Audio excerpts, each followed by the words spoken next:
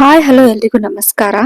ಇವತ್ತು ನಾನು ನಿಮಗೆ ತೋರಿಸ್ತಾ ಇರ್ತಕ್ಕಂಥದ್ದು ಒಂದು ಅತಿ ಹೆಚ್ಚು ಬೇಡಿಕೆಯಲ್ಲಿ ಇರ್ತಕ್ಕಂಥ ಜೀನಿ ಮಿಲೆಟ್ ಮಿಕ್ಸ್ ಅಂತ ಹೇಳ್ತೀವಿ, ಅಥವಾ ರಾಗಿ ಮಾಲ್ಟು.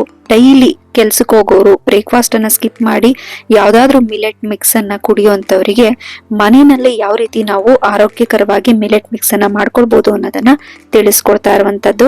ಈ ಒಂದು ರೆಸಿಪಿ ನಿಮ್ಗೆ ಖಂಡಿತ ಯೂಸ್ಫುಲ್ ಆಗುತ್ತೆ. ಅದರಲ್ಲೂ ಕೆಲ್ಸಕ್ಕೆ ಹೋಗುವಂತವರಿಗೆ ಅರ್ಜೆಂಟ್ ಅಲ್ಲಿ ಬೆಳಗಿನ ತಿಂಡಿಯನ್ನ ತಿನ್ಲಿಕ್ಕೆ ಆಗಲ್ಲ, ಅದೇ ಈ ಒಂದು ಮಾಲ್ಟ್ ಅನ್ನ ಕುಡಿದ್ರೆ ಮಧ್ಯಾಹ್ನದವರೆಗೂ ಹಸ್ಬು ಆಗಲ್ಲ. ಅದ್ರ ಜೊತೆಗೆ ಆರೋಗ್ಯಕ್ಕೂ ಕೂಡ ತುಂಬಾನೇ ಒಳ್ಳೇದು. ಡಯಟ್ ಕಾನ್ಶಿಯಸ್ ಇರೋರಿಗೆ ಅಂತೂ ಬೆಸ್ಟ್ ಅಂತಾನೆ ಹೇಳ್ಬೋದು. ಈ ಒಂದು ರೆಸಿಪಿಯನ್ನ ಮಾಡ್ಲಿಕ್ಕೆ ನಾನಿಲ್ಲಿ ಕೆಂಪು ಅಕ್ಕಿಯನ್ನ ತೆಗೆದುಕೊಂಡಿದ್ದೀನಿ. ಎಲ್ಲವನ್ನು ನಾನು ಇಲ್ಲಿ 1 kg ಅಷ್ಟು ಕೆಂಪು ಅಕ್ಕಿಯನ್ನ ಹಾಕೊಳ್ತಾ ಇದ್ದೀನಿ. ಪ್ರಮಾಣ ನಿಮಗೆ ಎಷ್ಟು ಬೇಕಷ್ಟು ಅಡ್ಜಸ್ಟ್ ಮಾಡಿ ತಗೊಳ್ಬಹುದು.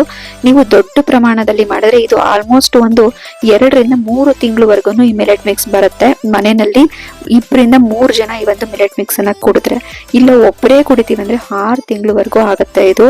ಹಾಗಾಗಿ ಮಿಲೆಟ್ ಮಿಕ್ಸ್ ಅನ್ನ ಮಾಡ್ಕೊಳ್ಳುವಾಗ ನಿಮ್ಮ ಪ್ರಮಾಣ ಎಷ್ಟು ಬೇಕೋ ಅಷ್ಟಕ್ಕೆ ನೀವು ಸಾಮಾನುಗಳನ್ನ ತಂದಿಟ್ಕೊಳ್ಬೇಕಾಗತ್ತೆ.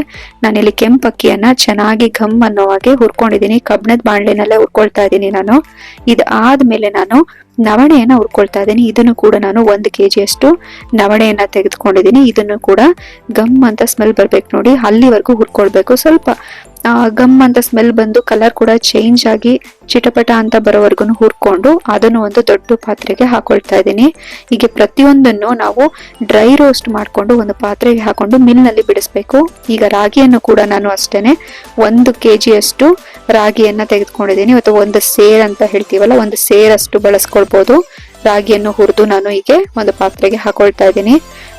ಇದನ್ನೆಲ್ಲ ನಾವು ಹುರಿಯೋದಕ್ಕೆ ಮುಂಚೆ ಚೆನ್ನಾಗಿ ಕ್ಲೀನ್ ಮಾಡಿ ಇಟ್ಕೊಂಡಿರ್ಬೇಕು. ಈಗ ನಾನು 1 kg ಅಷ್ಟು ಹೆಸರು ಕಾಳನ್ನ ತಗೊಂಡು ಅದನ್ನು ಕೂಡ ಹುರ್ಕೊಳ್ತಾ ಇದ್ದೀನಿ. ಹೆಸರು ಕಾಳನ್ನು ಅಷ್ಟೇನೆ ಸ್ವಲ್ಪ ಬಣ್ಣ ಚೇಂಜ್ ಆಗಿ ಗಮ್ ಅಂತ ಸ್ಮೆಲ್ ಬರೋವರೆಗೂ ಹುರ್ಕೊಳ್ಳಿ. ಕಬ್ಬಿಣದ ಬಾಂಡಿನಲ್ಲಿ ಹುರ್ಕೊಂಡ್ರೆ ಒಳ್ಳೇದು. ಕಬ್ಬಿಣದ ಅಂಶ ಕೂಡ ನಿಮ್ಮ ಒಂದು ಆರೋಗ್ಯದಲ್ಲಿ ಸೇರಿದಾಗ ಆಗತ್ತೆ. ಈಗ ನಾನು ಮೆಂತ್ಯ ಕಾಳನ್ನ ಹುರ್ಕೊಳ್ತಾ ಇದ್ದೀನಿ. ನಾನಿಲ್ಲಿ ಮೆಂತ್ಯ ಕಾಳನ್ನ ಕಡಿಮೆ ಪ್ರಮಾಣದಲ್ಲಿ ತಗೊಂಡಿದ್ದೀನಿ. 1 kg ಅಷ್ಟು ಮೆಂತ್ಯನ ತೆಗೆದುಕೊಂಡಿಲ್ಲ, ಸುಮಾರು 3/4 kg ಅಷ್ಟು ತಗೊಂಡಿದ್ದೀನಿ. ನೀವು ಇದನ್ನ ಕಹಿ ಬರುತ್ತೆ ನಮಗೆ ಕುಡಿಯೋದಕ್ಕೆ ಆಗಲ್ಲ ಅಂದ್ರೆ ಒಂದು ಅರ್ಧ kg ಅಷ್ಟು ಬಳಸ್ಕೊಳ್ಬಹುದು. ಅರ್ಧ kg ಮೆಂತ್ಯ ಕಾಳನ್ನ ಹಾಕೊಂಡ್ರೆ ಸಾಕಾಗತ್ತೆ. ಬಟ್ ಇದೇನಂತ ಕಹಿ ಏನ್ ಬರೋದಿಲ್ಲ, ಗಜ್ಜಿ ಮಾಡಿದಾಗ ತುಂಬಾ ಕಹಿ ಏನ್ ಹೊಡಿಯಲ್ಲ. ಹಾಗಾಗಿ ನಾನು 3/4 kg ಅಷ್ಟು ತಗೊಂಡಿದ್ದೀನಿ. ಬಾಡಿ ಕೂಲ್ ಆಗೋದಕ್ಕೆ, ಹೇರ್ ಗ್ರೋತ್ಗೆ, ಸ್ಕಿನ್ಗೆಲ್ಲ ಮೆಂತ್ಯ ತುಂಬಾನೇ ಒಳ್ಳೇದು. ಈಗ ನಾನಿಲ್ಲಿ ಉದ್ದಿನ ಬೇಳೆಯನ್ನ ತೆಗೆದುಕೊಂಡಿದ್ದೀನಿ. ಉದ್ದಿನ ಬೇಳೆಯನ್ನು ಕೂಡ 1 kg ಅಷ್ಟು ನಾನಿಲ್ಲಿ ಹುರ್ಕೊಳ್ತಾ ಇದ್ದೀನಿ. ನಾನಿಲ್ಲಿ ಬಿಳಿ ಉದ್ದಿನ ಬೇಳೆಯನ್ನು ತಗೊಂಡಿದ್ದೀನಿ. ಹಾಗೆ ಕಪ್ಪು ಉದ್ದನ್ನು ಕೂಡ ನಾನಿಲ್ಲಿ ಬಳಸ್ತಾ ಇದ್ದೀನಿ. ಕಪ್ಪು ಉದ್ದು ಬೆನ್ನು ನೋವು, ಕಾಲು ನೋವು ಇಂಥವರಿಗೆ ಸಮಸ್ಯೆ ಇರುವಂತವರಿಗೆ ಒಳ್ಳೇದು. ಹಾಗಾಗಿ ಕಪ್ಪು ಉದ್ದನ್ನು ಬಳಸ್ತಿದ್ದೀನಿ. ಈಗ ಇದನ್ನು ಕೂಡ ಪಾತ್ರೆಗೆ ಹುರಿದಿದ್ದನ್ನ ಒಂದು ಪಾತ್ರೆಗೆ ತಣ್ಣಗಾಗೋದಕ್ಕೆ ಹಾಕ್ತಾ ಇದ್ದೀನಿ. ನಂತರ ನಾನಿಲ್ಲಿ 1 kg ಅಷ್ಟು ಕಪ್ಪು ಉದ್ದಿನ ಕಾಳನ್ನು ಕೂಡ ಹುರ್ಕೊಳ್ತಾ ಇದ್ದೀನಿ. ಕಪ್ಪು ಉದ್ದಿನ ಕಾಳನ್ನು ಅಷ್ಟೇನೆ ಚೆನ್ನಾಗಿ ಗಮ್ ಅನ್ನೋ ಹಾಗೆ ಹುರ್ಕೊಳ್ಬೇಕು. ದೊಡ್ಡ ಬಾಣ್ಲಿಯನ್ನ ತಗೊಂಡು ನೀವು ಹುರ್ಕೊಂಡ್ರೆ ಇನ್ನೂ ಒಳ್ಳೇದು, ಬೇಗನೆ ಕ್ವಿಕ್ ಆಗಿ ಆಗತ್ತೆ. ಇದನ್ನೆಲ್ಲ ಹುರಿದು ನಾವು ಒಂದು ಸರಿ ಮಿಲ್ ಮಾಡ್ಲಿಕ್ಕೆ ಕೊಡ್ಬೇಕು. ಮಿಲ್ ಮಾಡೋದಕ್ಕೆ ಮುಂಚೆ ಎಲ್ಲ ಫುಲ್ ಕಾಳುಗಳೆಲ್ಲ ತಣ್ಣಗಾದ ನಂತರನೇ ಮಿಲ್ ಮಾಡಿಸ್ಕೊಳ್ಬೇಕು.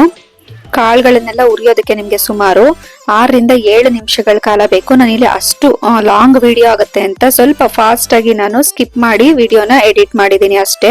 ಬಟ್ ನೀವು ಉರಿಯೋವಾಗ ಚೆನ್ನಾಗಿ ನೋಡ್ಕೊಂಡು ಗಮ್ ಅನ್ನೋವರೆಗೆ ಹುರಿಬೇಕು, ಇಲ್ಲಾಂದ್ರೆ ಅದು ಟೇಸ್ಟ್ ಕೊಡಲ್ಲ. ಮಿಲೆಟ್ ಪೌಡರು ಗಮ್ ಅಂತ ಸ್ಮೆಲ್ ಬರೋವರೆಗೂ ಕಾಳನ್ನ ಹುರಿದಿಲ್ಲ ಅಂದ್ರೆ ಅಷ್ಟು ಟೇಸ್ಟ್ ಬರಲ್ಲ, ತುಂಬಾ ದಿನ ಇಡೋದಕ್ಕೂ ಆಗಲ್ಲ.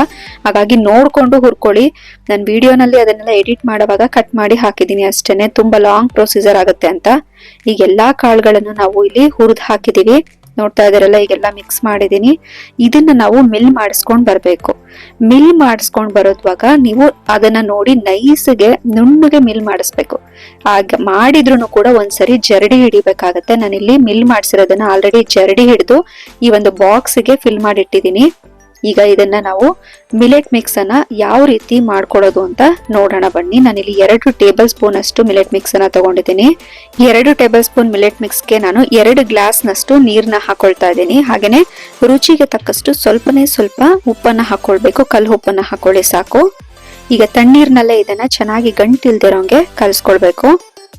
ನೀವು ಬಿಸಿನೀರಿಗೆ ಹಾಕ್ತಾ ಹೋದ್ರೆ ಗಂಟು ಆಗೋ ಸಾಧ್ಯತೆ ಇರುತ್ತೆ. ಹಾಗಾಗಿ ತಣ್ಣೀರ್ನಲ್ಲಿ ಫಸ್ಟ್ ನೀಟಾಗಿ ಕಲಸ್ಕೊಂಡ್ ನಂತರ ನೀವು ಒಲೆ ಮೇಲೆ ಇಟ್ಟು ಇದನ್ನ ಕುದಿಸ್ಕೊಳ್ಬೇಕು. ಚೆನ್ನಾಗಿ ಇದು ಬಾಯ್ಲ್ ಆಗ್ಬೇಕು, ಅಲ್ಲಿವರೆಗೂ ಇದನ್ನ ಕುದಿಸ್ಕೊಳ್ಬೇಕು. ಇದು 2 ಟೇಬಲ್ ಸ್ಪೂನ್ ಅಷ್ಟು ಮಿಲೆಟ್ ಮಿಕ್ಸ್ ಹಾಕಿದೀವಲ್ಲ, ಅದೆಲ್ಲ ಗಟ್ಟಿ ಆಗ್ತಾ ಬರುತ್ತೆ, ಗಂಜಿ ರೀತಿ ಹದಕ್ಕೆ ಬರಬೇಕು. ಅಲ್ಲಿವರೆಗೂ ಇದನ್ನ ನೀವು ಕುದಿಸ್ಕೊಳ್ಬೇಕು. ಈಗ ಬೆಳಗಿನ ಒಂದು ಬ್ರೇಕ್ಫಾಸ್ಟ್ ನಿಮ್ಗೆ ತಿನ್ಲಿಕ್ಕಾಗಲ್ಲ ಅರ್ಜೆಂಟ್ ಅಲ್ಲಿ ಅಂದ್ರೆ ಈ ರೀತಿ ಪೌಡರ್ ಮಿಲೆಟ್ ಮಿಕ್ಸ್ ಅನ್ನ ಮಾಡಿ ಇಟ್ಕೊಂಡ್ರೆ ಕೇವಲ ಒಂದು 10 ನಿಮಿಷದಲ್ಲಿ, 10 ನಿಮಿಷನೂ ಬೇಕಾಗಲ್ಲ, 5 ನಿಮಿಷದಲ್ಲಿ ನಿಮ್ಗೆ ಈ ಒಂದು ಮಿಲೆಟ್ ಮಿಕ್ಸ್ ಗಂಜಿ ರೆಡಿ ಆಗ್ಬಿಡತ್ತೆ. ನೋಡ್ತಾ ಇದ್ರೆ ಈ ರೀತಿ ಕುದಿ ಬರ್ಬೇಕು. ಹೀಗೆ ಚೆನ್ನಾಗಿ ಕುದ್ದ ನಂತರ ನೀವು ಇದನ್ನ ಸ್ಟವ್ನ ಆಫ್ ಮಾಡ್ಕೊಂಡು ತಣ್ಣಗಾಗೋದಕ್ಕೆ ಬಿಡಿ. ತಣ್ಣಗಾದ ನಂತರ ನೀವು ಇದನ್ನ ಸರ್ವ್ ಮಾಡ್ಕೊಂಡು ಕುಡಿಬಹುದು. ಪ್ರತಿದಿನ ಇದನ್ನ ಕುಡಿಯೋದ್ರಿಂದ, ಬೆಳಗ್ಗೆ ತಿಂಡಿ ಬದಲು ಈ ಒಂದು ಗ್ಲಾಸ್ ಮಿಲೆಟ್ ಮಿಕ್ಸ್ ಅನ್ನ ಕುಡಿಯೋದ್ರಿಂದ ಆರೋಗ್ಯಕ್ಕೂ ಒಳ್ಳೇದು, ಹಾಗೆ ಕ್ವಿಕ್ ಆಗಿ ಆಗೋದ್ರಿಂದ ಒಂದು ಒಳ್ಳೆ ಬೆಸ್ಟ್ ರೆಸಿಪಿ ಅಂತಾನೆ ಹೇಳ್ಬೋದು. ವಿಡಿಯೋ ಇಷ್ಟ ಆದ್ರೆ ಲೈಕ್ ಮಾಡಿ. ಧನ್ಯವಾದಗಳು.